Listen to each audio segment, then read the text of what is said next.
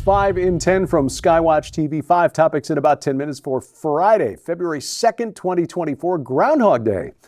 I'm Derek Gilbert with the 5 big stories of the week, our Friday 5, the 5 things you need to know as we head into the weekend. Topic number 5 this week, waiting for the other shoe, talking about the American response to the attack, the deadly attack last weekend on American soldiers at Tower 22, a military outpost on the border between Iraq and Syria and Jordan. It's actually inside the country of Jordan. The U.S. now claims that an Iraqi resistance group allegedly supported by Iran is responsible for that strike that left 3 soldiers dead, more than 40 now known to be injured. Iran denying any involvement in the attack. The attack certainly an escalation over previous strikes on American forces inside Iraq and Syria.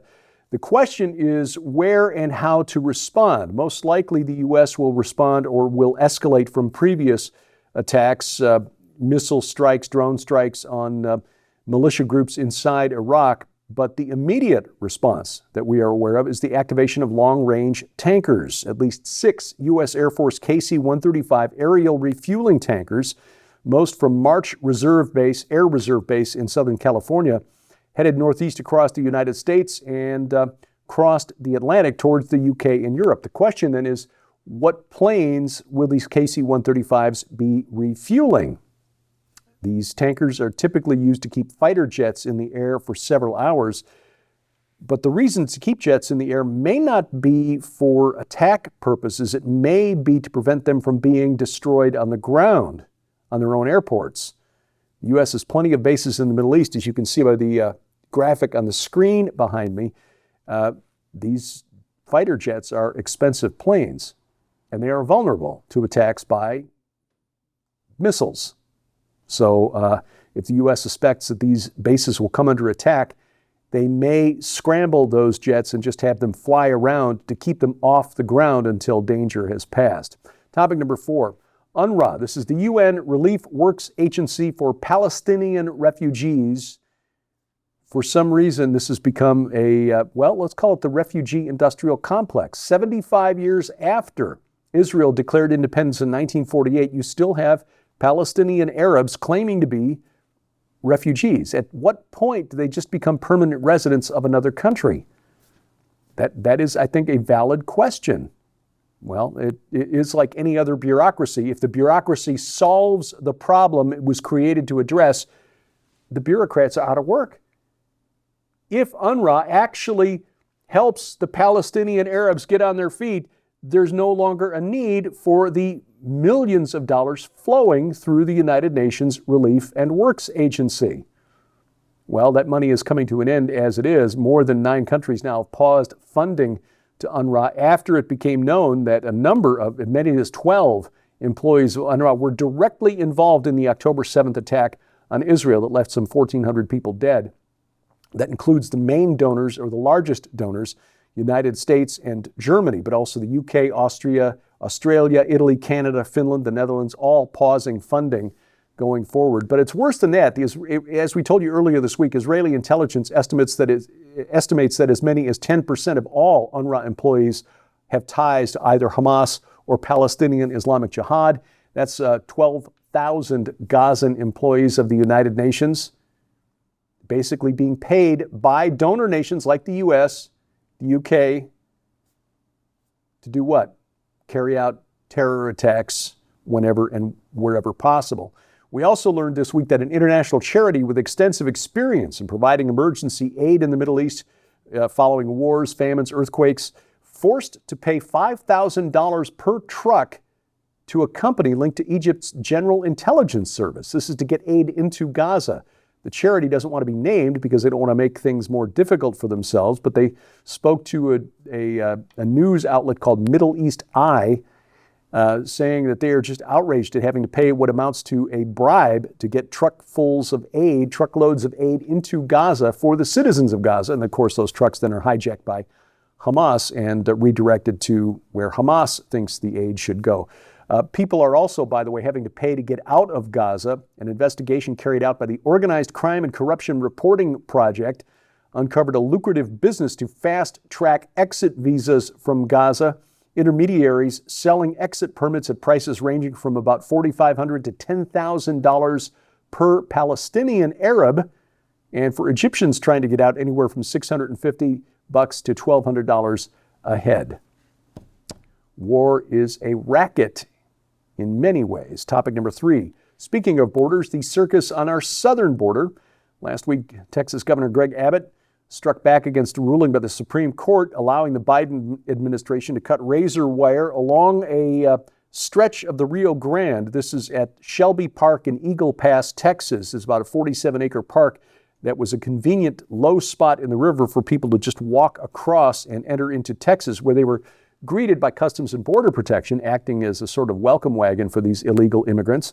The White House responded by, they won their case with the Supreme Court. Texas responded by putting down more razor wire. The White House, in turn, responded by freezing new export permits for liquefied natural gas, which is essentially economic sanctions on the state of Texas, but also leaves our European allies who've come to depend on American liquefied natural gas to replace what they've lost from Russia, cold and in the dark.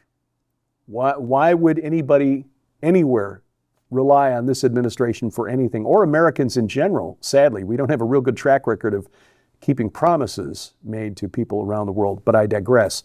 The White House, by the way, claims that this is because of the potential climate impact of burning natural gas in Europe. Climate, sure.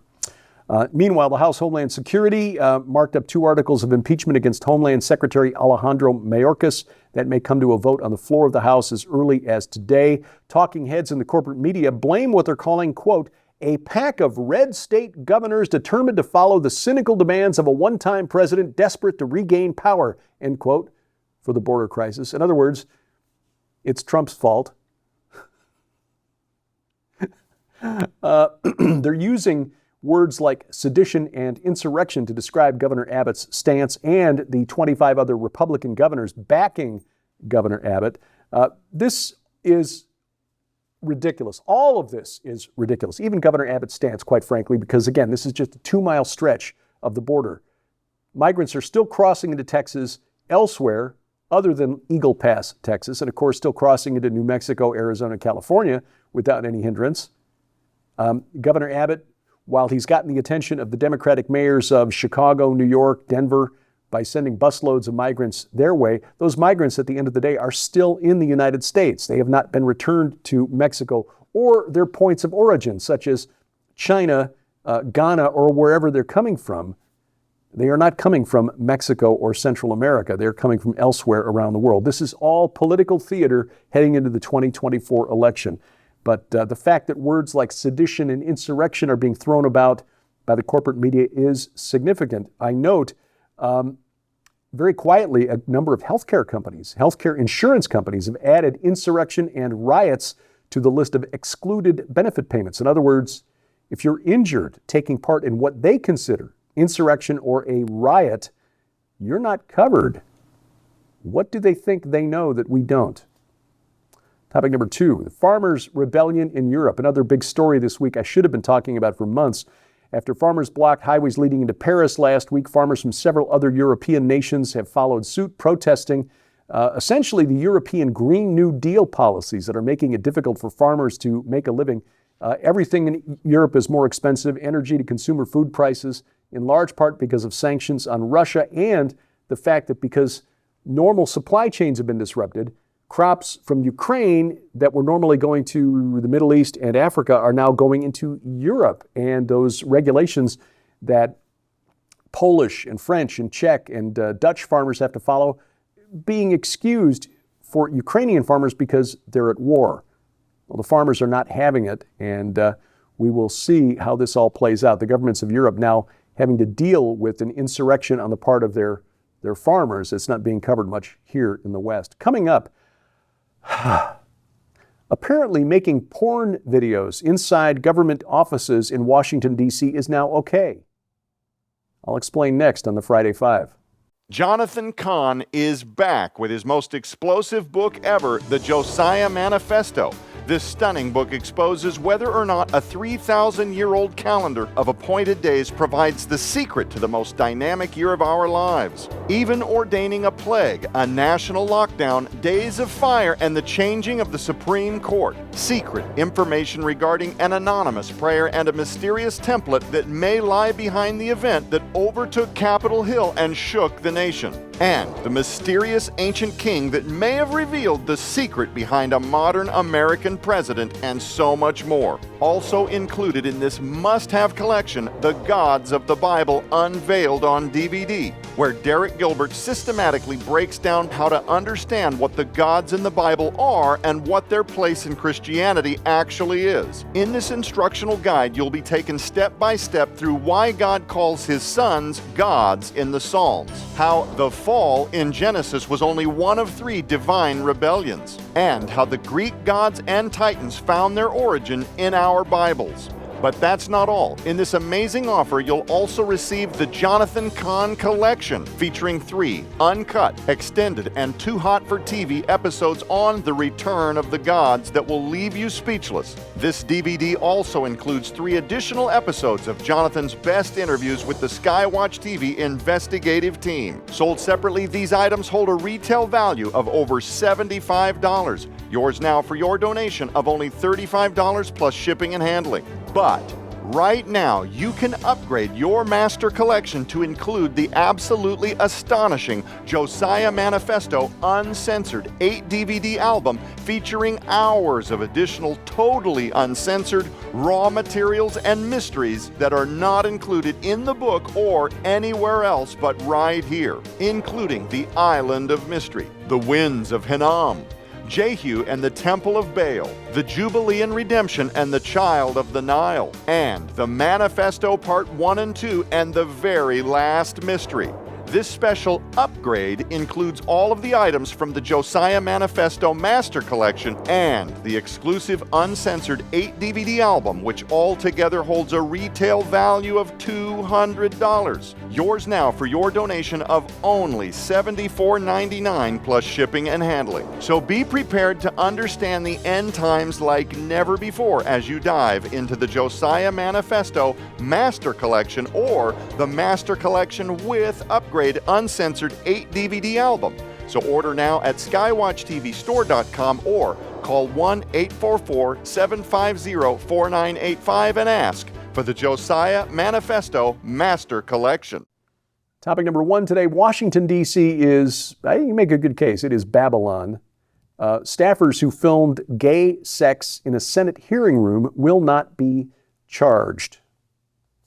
Yes, this word now official from the U.S. Capitol Police, an explicit porn video shot in a hearing room inside the Hart Senate office building will result in exactly 0 people being charged. Meanwhile, grandmas who walked through the Capitol building on January 6th of 2021 carrying a flag, 60 days in prison. Some of the others involved in the riots on January 6th, as many as 20 years in prison. People praying outside an abortion clinic, 11 years in prison.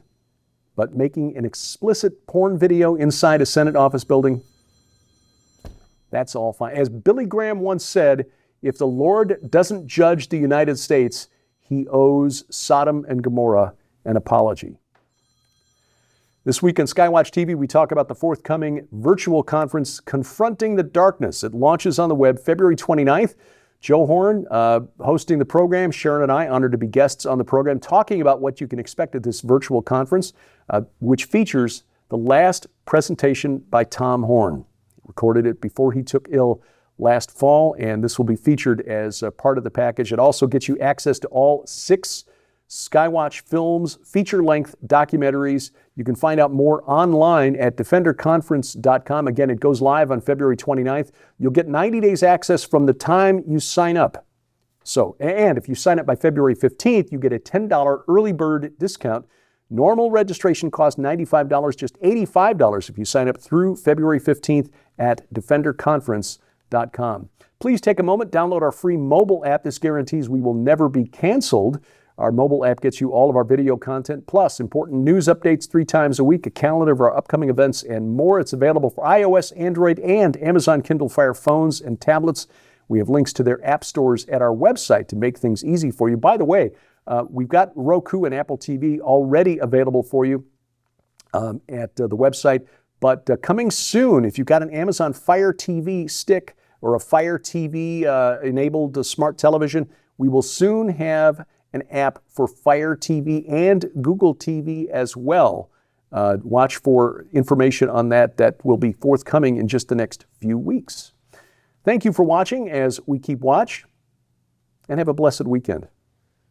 I'm Derek Gilbert. This is the Friday 5 and 10 from Skywatch TV.